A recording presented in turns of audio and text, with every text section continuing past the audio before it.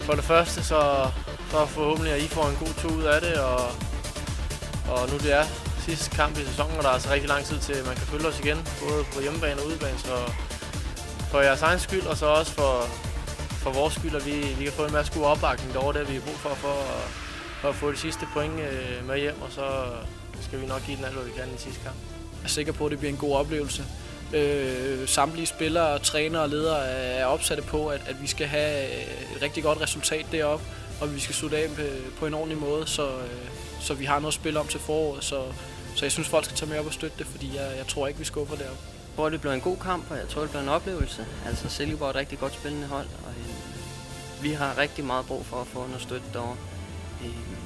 Jeg tror, det bliver hårdt derovre, og jeg synes, vi har gjort det rigtig godt, og jeg tror på, at vi kan få de 3 point, så alle dem, der vil tage med, synes jeg skulle tage med. Det kunne være fedt.